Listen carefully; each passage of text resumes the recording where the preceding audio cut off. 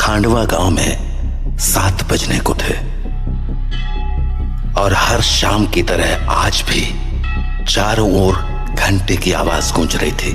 7 बजने वाले हैं, अपने अपने घरों की तरफ बढ़ते रहें। 7 बजने वाले हैं, अपने अपने घरों की तरफ बढ़ते रहें। हेलो जी राणा साहब। बोला 7 बजने वाले हैं, सब लोग घर गए या नहीं? जी जी राणा साहब, लगभग सब चले ही गए। लगभग? तू जानता है ना 7 बजे के बाद क्या होता है? फौरन घर भेज सबको। जी जी आप चिंता मत कीजिए, 7 बजने से पहले मैं सभी को घर भेज दूंगा। ठीक है, तू भी जल्द घर चले जा। जी राणा साहब, कल मिलते हैं। देव। हाँ पापा। 7 बजने वाले हैं, जाओ जाके सारे खिड़की दरवाजे बंद कर दो। हाँ पापा। 7 बजने वाला है, अपने अपने घरों की तरफ बढ़ते रहो। ये चढ़ो रे सब, दुकान बंद हो गई अब। अरे काकी चाय तो पिला दे।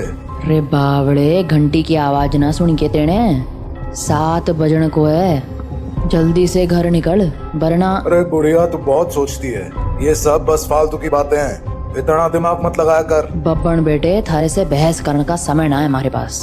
बेहतर होगा कि 7 बजने से पहले तू अपने घर पहुंच जा, क्योंकि अगर रास्ते में वो मिल गए ना तो दोबारा यहाँ मत आइयो, क्योंकि मैं दरवाजा ना खोलूंगी, समझ गया?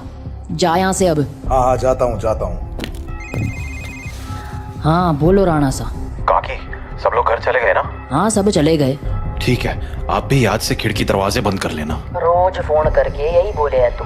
अरे 7 महीनों से गांव में कुछ ना हुआ तो अब क्यों जावेगा? 7 महीने पहले जो हुआ था वो दोबारा भी हो सकता है, इसलिए सावधानी जरूरी है।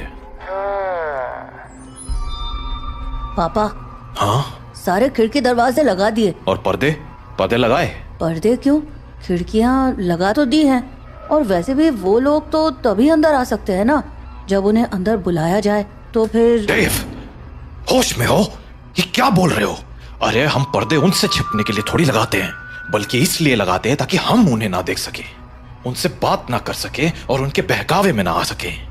ऐसी गलती बहुत से लोगों ने की थी, उनके साथ क्या हुआ ये पूरा गांव जानता है, इसीलिए अच्छा होगा कि हम वो गलतियां ना दोहराएं। पापा, क्या मम्मी के साथ भी ऐसा ही कुछ हुआ था? क्या वो भी? 7 बज गए, जाओ जल्दी से जाके पर्दे लगा दो, वो लोग अब आते ही होंगे। हाँ। तो राणा शाह की बात मानकर देव खिड़कियों पर पर्दे लगाने के लिए चला गया, पर अभी वो पर्दे लगा ही रहा था कि उसने ऐसा कुछ देखा जिससे उसके होश छोड़ गए। देव बेटा। मम्मी, आप? हाँ बेटा, मैं ही हूँ। पर आप यहाँ कैसे? तुमसे मिलने आई हूँ बेटा। हाँ, पर आप तो मर गए थे ना? नहीं तो, देखो मुझे, मैं तो जिंदा हूँ। लेकिन पापा ने तो बोला आप मर चुके हो। फिर? तुम्हारे पापा झूठ बोल रहे हैं बेटा। मतलब आप मरे नहीं हो? नहीं, मैं तो बस रास्ता भटक गई थी, आज बहुत मुश्किल से तुम्हारे पास आ पाई हूँ, बस तुमसे मिलने। हाँ सच्ची? हाँ बेटा, हाँ। अब चलो मुझे अंदर आने दो, 7 बज गए हैं, वो लोग आते ही होंगे। हाँ, मैं पापा को बोलता हूँ। नहीं नहीं, पापा को क्यों बुला रहे हो? वो मुझे देख तो पाएंगे नहीं, और जब तक मैं उन्हें समझाऊंगी तब तक तो बहुत देर हो जाएगी, इसलिए तुम ही जल्दी से दरवाजा खोल दो, जाओ। पर पापा ने 7 बजे के बाद दरवाजा खोलने से मना किया है। बेटा मेरे पास ज्यादा वक्त नहीं है, मैं ज्यादा देर तक बाहर नहीं रह सकती, तुमने दरवाजा नहीं खोला तो। नहीं, मैं खोलता हूँ। थैंक यू बेटा। तो देव अपने घर के दरवाजे पर पहुंचा और दरवाजा खोल दिया, पर जब सामने कोई नहीं देखा तो उसने अपनी मम्मी को आवाजें लगानी शुरू की। मम्मी, मम्मी, अरे मम्मी कहाँ गई? मम्मी कहाँ हो? जल्दी आओ ना। देव! पापा, तुमने दरवाजा क्यों खोला है? देव बेटा। मम्मी। देव मम्मी को अपनी ओर आते देख ही रहा था कि कि तभी राणा शाह ने एकदम से लाइट्स बंद कर दी और लाइट के अचानक बंद होते ही देव पीछे पलटा तो उसके सामने अंधेरे में राणा शाह खड़े थे, जो देव को चुप रहने का इशारा कर रहे थे। देव बेटा, अरे कहाँ चले गए तुम? देखो मैं आ गई। मम्मी से नहीं मिलोगे? देव, देव। नंदिनी देव को आवाज लगा रही थी, पर वो वहां था ही नहीं, क्योंकि राणा शाह ने उसे बगल वाले कमरे में छिपाकर दरवाजा बंद कर दिया था। पापा बाहर मम्मी थी और देव शांत हो जाओ, मैंने कहा था ना तुम्हारी मम्मी मर चुकी है। पर पापा उन्होंने बोला वो जिंदा है। और देव बेटा, तुम अंदर हो ना? दरवाजा नहीं खोलोगे? तुम्हारी मम्मी आ गई। दरवाजा खोलो बेटा। पापा। कोई आवाज मत करो। लेकिन पापा, मुझे मम्मी से मिलना है। तुम्हें अगर सच में लगता है कि वो तुम्हारी मम्मी है तो उनसे कल सुबह मिल लेना, ठीक है? पर अभी के लिए शांत हो जाओ। राणा साह, ओ राणा साह, अरे मिलने दो ना मुझे देव से। कब तक झूठ बोलोगे उससे कि मैं मर चुकी हूँ? राणा साह, आप सुन रहे हो ना? पापा। बेटा बिल्कुल भी ध्यान मत दो और आंख बंद करके सो जाओ। पर पापा, मम्मी ये क्या बोल रही हैं? शांत रहो देव, कल सुबह मैं तुम्हें सब समझा दूंगा, पर अभी के लिए चुपचाप आंखें बंद करो और सो जाओ। तो देव अपने पापा के कंधे पर सर रखकर सो गया, और जब सुबह हुई तो राणा शाह देव को आवाज लगाते हुए बोले, देव उठ जाओ, सुबह हो गई है। हाँ, सुबह हो गई तो मम्मी से मिल सकते हैं ना अब? आओ मेरे साथ, तुम्हें तुम्हारी मम्मी से मिलाता हूँ। लेकिन जैसे ही दोनों कमरे के बाहर आए वहां कोई नहीं था। हाँ? मम्मी कहाँ गई? मैंने कहा था ना कि वो तुम्हारी मम्मी नहीं थी। पापा, वो मम्मी जैसे ही बात कर रही थी। बेटा मैंने समझाया था ना तुम्हें, पर्दे लगाने के पीछे की सबसे बड़ी वजह यही है कि हम उन्हें देख ना पाए, उनकी बातों में ना आ पाए, जैसे कल तुम आ गए। पर वो बोल रही थी कि वो मरी नहीं है, जिंदा है। अगर वो मर गई है तो यहाँ कैसे आ गई? एक काम करो, मेरे साथ आओ। हाँ? कहाँ पापा? बस चलो मेरे साथ, तुम्हें कुछ दिखाना है। तो उसके बाद वो दोनों गांव के लगभग बाहर चले आए, और वहां पहुंचते ही देव बोला, पापा हम लोग यहाँ क्यों चले आए? बताता हूँ, पर पहले आसपास देखकर ये बताओ कि यहाँ क्या दिख रहा है तुम्हें? यहाँ तो कुछ भी नहीं है। आसपास बहुत सारे पेड़ हैं, सामने गांव से बाहर जाने का रास्ता है, और पास में बब्बन भैया का घर है। तुम्हें कहीं पर कोई बस दिख रही है क्या? हाँ, वो उस तरफ एक पुरानी सी बस है। क्यों? बेटा ये वही जगह है जहां तुम्हारी मम्मी की मौत हुई थी।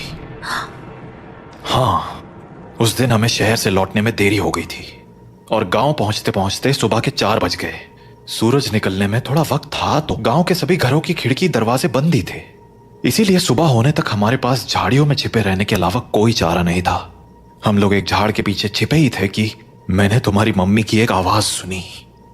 नंदिनी, क्या हुआ? राणा साहब, उन्होंने हमें देख लिया है, हमें कहीं और जाना पड़ेगा। हाँ, पर कहाँ? आसपास कोई घर है? घर तो है, पर मुझे नहीं लगता कि अभी कोई दरवाजा खोलेगा। तो अब क्या करें? वहाँ एक पुरानी सी बस है, हम उसमें जाकर छिप सकते हैं। हाँ ठीक है, चलो। तो हम दोनों फटाफट उस बस के पास पहुंच गए, पर फिर क्या हुआ? मैं तो बस के अंदर चला गया, पर तुम्हारी मम्मी मेरे पीछे नहीं आ पाई, क्योंकि वो बाहर खड़े होकर किसी से बात करने लगी। क्या हुआ बेटा, क्यों रो रहे हो? आंटी, मुझे बहुत डर लग रहा है। मैं बाहर छूट गई हूँ, मेरा घर बहुत दूर है। अरे बेटा रो मत, एक काम करो, मेरे पास आओ, हम लोग इस बस में छिप जाएंगे, फिर वो लोग हमें नहीं ढूंढ पाएंगे। सच में आंटी, कोई नहीं ढूंढ पाएगा? हाँ पक्का, कोई नहीं ढूंढ पाएगा, आ जाओ। थैंक यू आंटी, पर मैंने तो आपको ढूंढ लिया। हाँ?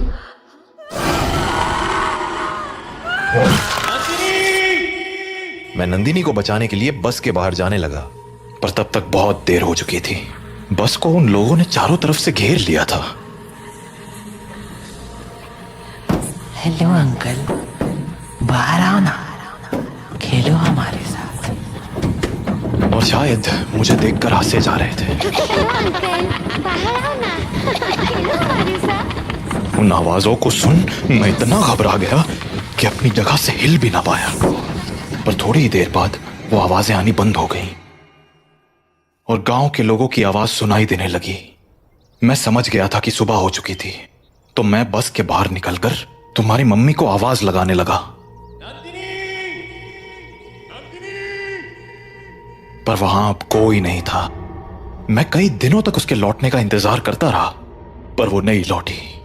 फिर जब गांव वालों ने मुझे बताया कि रात 7 बजे के बाद उन बाशिंदों के साथ नंदिनी भी शिकार पर आती है, तो मुझे इस गांव का एक गहरा राज समझ आया। क्या राज? यही कि जो लोग रात को इस गांव में आते हैं वो इसी गांव के रहने वाले थे, पर उनकी मौत के बाद वो ऐसे बन गए। मतलब कल जिसे मैंने देखा वो तुम्हारी मम्मी नहीं थी बेटा, क्योंकि मरे हुए लोग वापस नहीं आया करते, इंसान बनकर तो बिल्कुल नहीं। अपने पापा से बात करने के बाद देव के मन में बहुत सारी बातें चल रही थी और वो उन्हीं ख्यालों में खोया हुआ काकी की दुकान में बैठा हुआ था कि तभी हर तरफ से घंटे की आवाजें आना शुरू हो गईं। 7 बजने वाला है, अपने अपने घरों की तरफ बढ़ते रहो। चलो चलो, घंटा बज गया, निकलो अपने अपने घरों को। अरे बुढ़िया, तू फिर शुरू हो गई। बोला था ना ये सब फालतू की बातें। अरे बावड़े, दिमाग फिर गया है क्या तारा?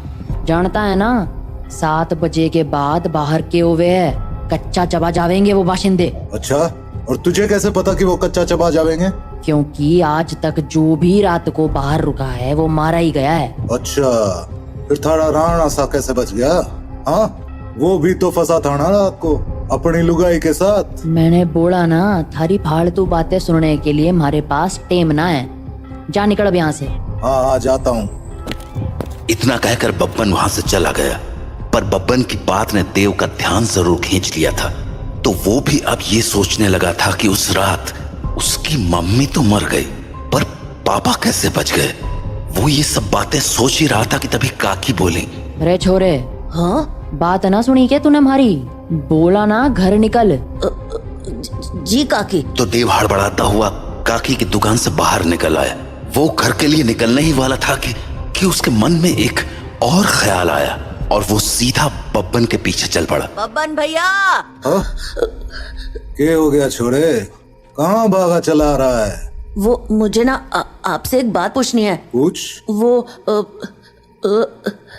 अरे जल्दी बोल, पता है ना 7 बजने को है।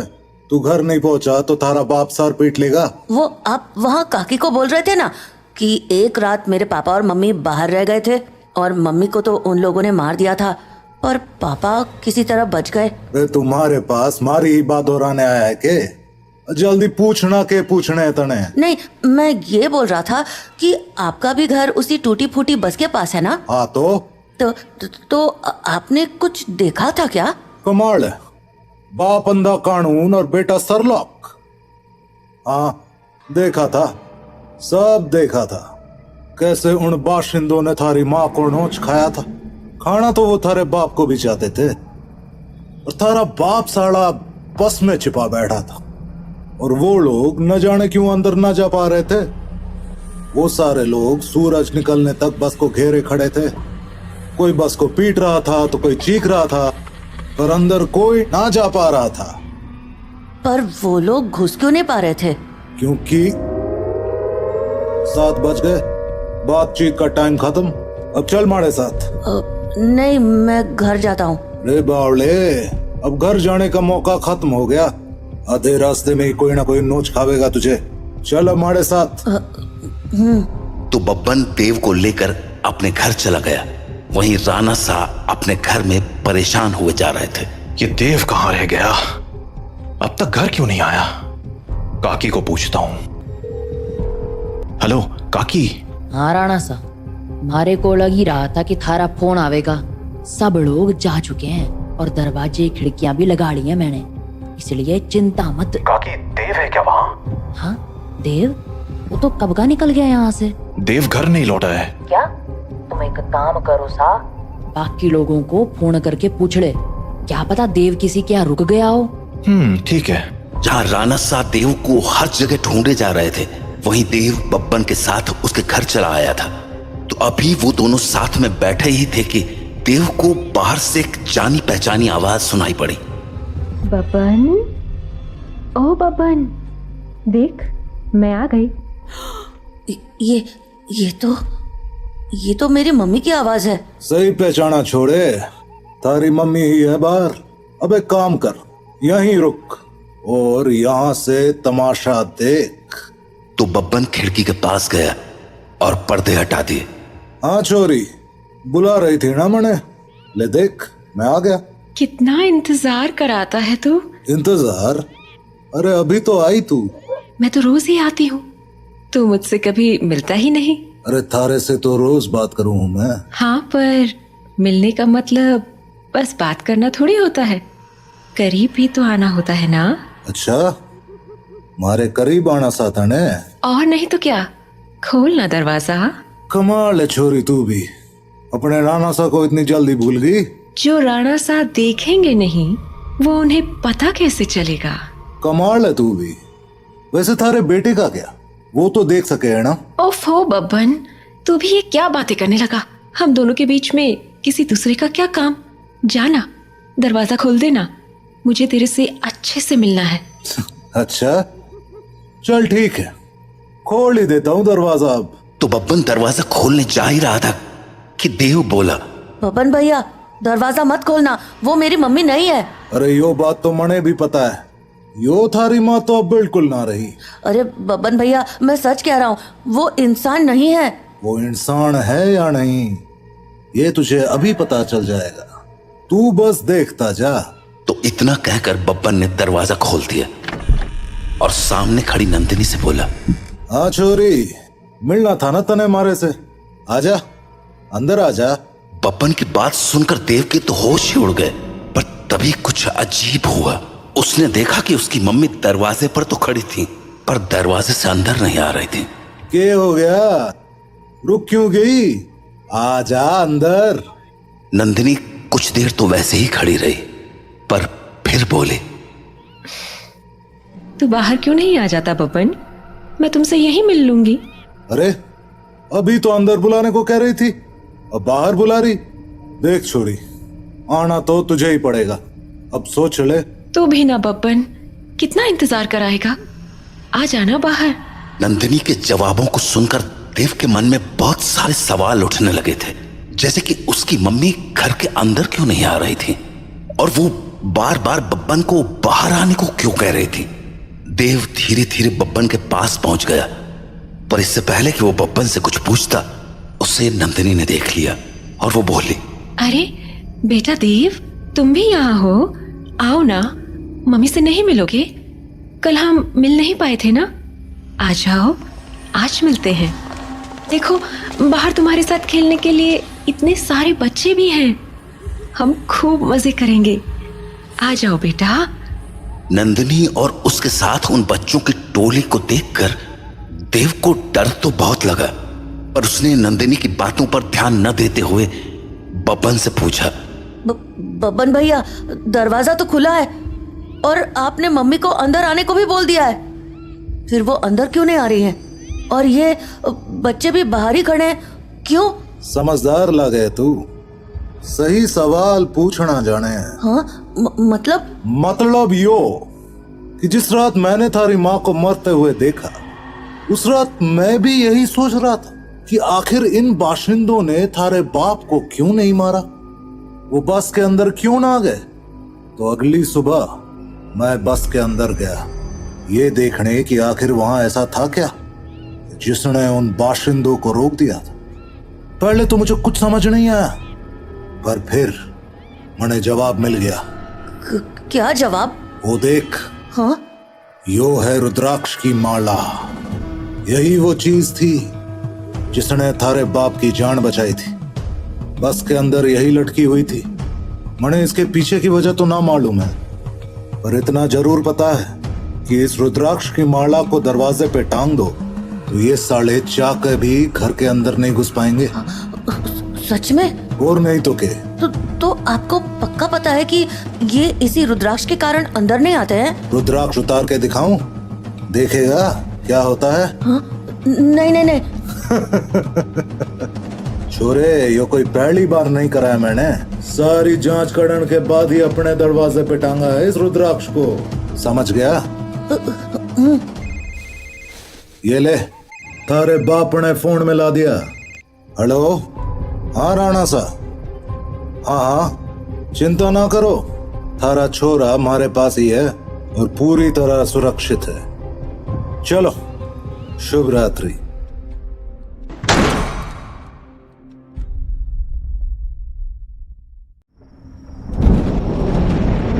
रात के 11 बज चुके थे और आसमान में बादल ऐसे गरज रहे थे मानो आज की बारिश पूरा शहर ले डूबेगी।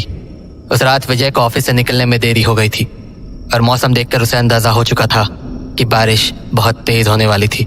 इसीलिए वो अपनी बाइक लेकर जल्द से जल्द घर निकल जाना चाहता था, पर तभी उसे गार्ड भैया ने टोक दिया।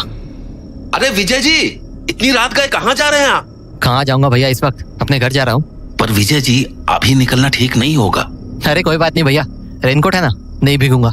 विजय जी, मैं बारिश की बात नहीं कर रहा। हाँ, क्या मतलब? आज अमावस की रात है, आज की रात ऐसे अकेले सफर करना ठीक नहीं है।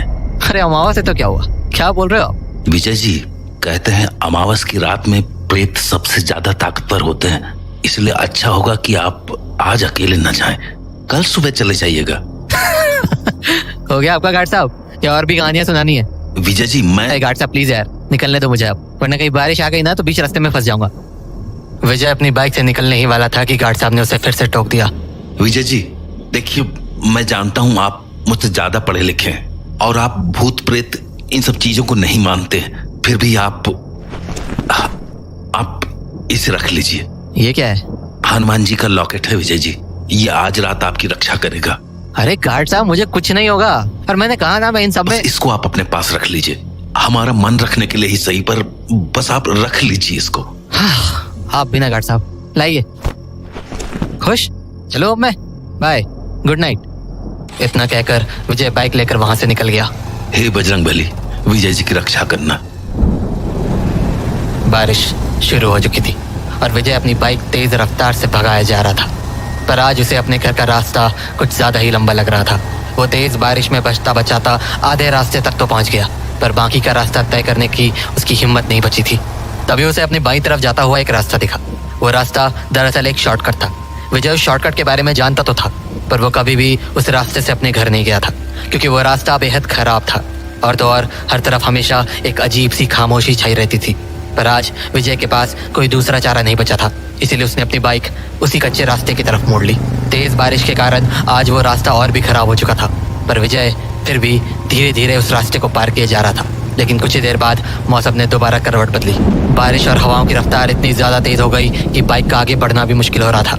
तो विजय आसपास के घरों में बारिश से बचने की जगह ढूंढने लगा, पर उसे आसपास जो भी टूटे फूटे घर दिख रहे थे उनमें से किसी की भी छत नहीं थी, मानो एक साथ गांव के सभी घरों की छत गिर गई हो। विजय को यह बात अजीब तो लगी, पर उसने इस पर ध्यान नहीं दिया और दोबारा दूसरे घरों की ओर देखने लगा। तभी उसे अपनी दाईं ओर पर एक घर दिखा, जो देखने में तो बहुत पुराना था, पर उसके ऊपर एक छत जरूर थी। तो विजय ने अपनी बाइक वहीं खड़ी कर दी और उस घर के अंदर जाकर खड़ा हो गया। वो अपने सामने होती हुई उस तूफानी बारिश को एक टक देखने लगा। सामने का नजारा देखकर उसे समझ आ गया था कि बारिश अगले 2-3 घंटे तक रुकने नहीं वाली थी, इसलिए वो वहां खड़ा होकर फोन चलाने लगा। पर कुछ ही देर में उसके फोन की बैटरी ने भी दम तोड़ दिया और हताश होकर विजय को फोन वापस अपनी जेब में रखना पड़ा। वो वहां खड़ा अपनी किस्मत को कोस ही रहा था कि तभी उसे अपने पीछे से एक दरवाजे के खुलने की आवाज आई। पलट कर देखा तो दरवाजे पर सफेद कुर्ता पजामा पहने एक बूढ़ा आदमी खड़ा था। उस आदमी को देखकर विजय डरने के साथ साथ चौंक भी गया था। उसे यकीन ही नहीं हो रहा था कि वहां कोई रहता भी था। तभी वो बूढ़ा आदमी बोला, बेटा अंदर आ जाओ, बारिश बहुत तेज हो रही है, भीग जाओगे। उस बूढ़े आदमी को उस टूटे फूटे मकान में देखकर विजय की धड़कनें तेज सी हो गई थी, पर फिर भी उसने अपने आप को संभाला और कहा, नहीं अंकल, मैं ठीक हूँ। विजय जवाब देकर वापस आगे की ओर मुड़ गया, पर तभी वो बूढ़ा आदमी दोबारा बोला, बेटा बारिश बहुत ज्यादा है, आ जाओ ना अंदर। नहीं अंकल, आई एम फाइन, मैं ठीक हूँ यहाँ, आप प्लीज फिक्र मत करो। एक बार कहा ना भीग जाओगे, समझ नहीं आता क्या तुम्हें? चलो आओ अंदर। अरे पर अंकल। बोला ना अंदर आओ, चलो। बेचारा विजय समझ ही नहीं पा रहा था कि वो बूढ़ा आदमी उसे इस तरह से क्यों डांट रहा था। पर फिर जब उसने बारिश को देखा तो सोचा बारिश के रुकने में वैसे भी बहुत वक्त है, तो क्यों ना अंदर जाकर ही आराम से बैठा जाए। तो उसने मुस्कुराकर बोला, ठीक है अंकल, मैं चलता हूँ अंदर। तो विजय उस आदमी के पीछे पीछे अंदर के कमरे में चला गया। पर वो बूढ़ा आदमी अब भी गुस्से में था। वो पलटकर विजय को दोबारा से डांटने लगा। तुम्हें पता है मैं कब से तुम्हारा इंतजार कर रहा था? हाँ क्या? यहाँ तुम्हारी बच्ची कब से पापा पापा कर रही है और तुम्हें होश ही नहीं है? हाँ ये कोई टाइम है घर आने का? अंकल आप ये क्या बोल रहे हो? और शायद आपको कोई गलतफहमी हुई है। मैं वो नहीं हूँ जो आप सोच रहे हो। और अंकल वैसे भी मैं बाहर ही ठीक था, सो प्लीज मुझे बाहर ही खड़े रहने दीजिए। बारिश खत्म होते ही मैं चला जाऊंगा। अरे बेटा गुस्सा मत करो, मैंने तुम्हें अंदर इसलिए थोड़ी बुलाया था कि तुम बाहर चले जाओ। अच्छा पीछे देखो, देखो तुम्हारे पीछे कौन है। जैसे ही विजय पलटा उसे अपने सामने एक छोटी सी बच्ची दिखी जिसके हाथों में एक गुड़िया थी और वो विजय को एक टक देखे जा रही थी। इससे पहले विजय कुछ बोलता उसने कहा, पापा आप इतने देर से क्यों आई? जाओ मैं आपसे बात नहीं करूंगी। उस बच्ची के मुंह से पापा सुनकर तो विजय का दिमाग घूम गया था। उसे समझ ही नहीं आ रहा था कि ये सब हो क्या रहा था। वो ये सब सोच ही रहा था कि वो बूढ़ा आदमी विजय के बेहद करीब आकर बोला, अपनी बेटी की बात का जवाब तो दे दो, क्या हुआ है तुम्हें? उस बूढ़े आदमी की बात सुनते ही विजय झुंझला कर बोला, अरे क्या बेटी बढ़िया लगा रखा है आपने? मैंने अपनी पूरी जिंदगी में ना तो आपको कभी देखा है ना इस बच्ची को। प्लीज ये फालतू बातें मेरे साथ मत कीजिए और मुझे जाने दीजिए। विजय ने इतना कहा ही था कि कमरे का दरवाजा जोर से बंद हो गया और तो और वो बच्ची भी अब वहां नहीं खड़ी थी। पर इससे पहले विजय कुछ सोच पाता उसे उस बूढ़े आदमी की आवाज दोबारा से आई और इस बार आवाज बहुत ज्यादा भयानक थी। तुमने ये अच्छा नहीं किया, बिल्कुल अच्छा नहीं किया, बिल्कुल। अपनी बेटी के साथ तुम्हें ऐसा नहीं करना चाहिए था। डर के मारे जब विजय उस बूढ़े आदमी की तरफ मुड़ा तो सामने का नजारा देखकर उसके होश उड़ गए। वो बूढ़ा आदमी तो उसके सामने ही खड़ा था, पर वो बच्ची उसके ठीक पीछे छत की कड़ी से किसी लाश की तरह झूल रही थी। विजय ये देखते ही समझ गया कि उसका सामना किसी ऐसी चीज से हो चुका था जो इंसानी दुनिया के तो बिल्कुल भी नहीं थे। विजय पलटा और दरवाजा खोलकर बाहर भागने की नाकाम कोशिशें करने लगा, पर दरवाजा खुलने का नाम ही नहीं ले रहा था। तभी उसे उसी बच्ची की आवाज सुनाई पड़ी, पापा पापा। डरते हुए जब विजय पीछे मुड़ा तो उसकी बची खुची हिम्मत भी हवा हो गई। वो बूढ़ा आदमी अब वहां से गायब हो चुका था और उस रस्सी से लटकती बच्ची ने अपनी आंखें खोल रखी थी और वो एक टक विजय को मुस्कुराते हुए देखी जा रही थी। पापा अब मैं आपको कहीं नहीं जाने दूंगी, अब आप हमेशा यही रहोगी मेरे पास।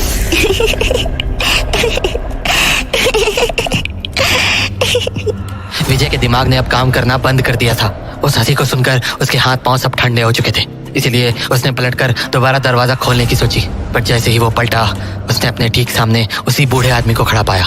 पर इस बार शायद वो अपने असली रूप में आ गया था।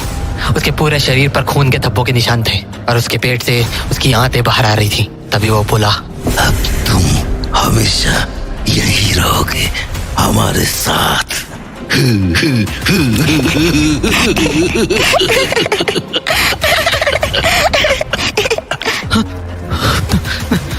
नहीं नहीं। विजय की आंखें अब भारी होने लगी थी। वो समझ चुका था कि अब उसका बचना नामुमकिन था। पर जैसे ही उसके सामने खड़े बूढ़े आदमी ने अपने हाथ से विजय को पकड़ना चाहा, एक तेज बिजली की आवाज हुई और विजय की आंखों के सामने अंधेरा छा गया। विजय की जब आंख खुली तो उसने देखा कि वो जमीन पर गिरा हुआ था और बारिश बंद होने के साथ साथ सुबह भी हो चुकी थी। उसे समझ नहीं आया कि भला वो घर कहाँ गायब हो गया जिसके अंदर उसने उस बूढ़े आदमी और छोटी बच्ची को देखा था। और तो और उसे ठीक से याद भी नहीं था कि कल रात उसके साथ आखिर हुआ क्या था। तभी उसे अपने पास जमीन पर गिरा हुआ हनुमान जी का लॉकेट दिखा, वही लॉकेट जो उसे गार्ड भैया ने दिया था। उस लॉकेट को देखने के बाद विजय के सामने सब कुछ साफ हो गया। वो समझ गया कि पिछली रात उसका सामना प्रेतों से हुआ था और वो उनसे इसलिए बचकर निकल पाया क्योंकि उसके पास हनुमान जी का ये लॉकेट था। उसने उस लॉकेट को माथे से लगाया और अपनी जेब में रखकर वहां से निकल गया। लेकिन इस हादसे के बाद विजय एक बात तो अच्छे से समझ गया था कि भूत प्रेत जरूर होते हैं और वो इंसानों को कभी भी नुकसान पहुंचा सकते हैं, पर जिनके साथ बजरंग बली का आशीर्वाद होता है उनका वो बाल भी बांका नहीं कर सकते, क्योंकि भूत पिशाच निकट ना आवे, महावीर जब नाम सुनावे।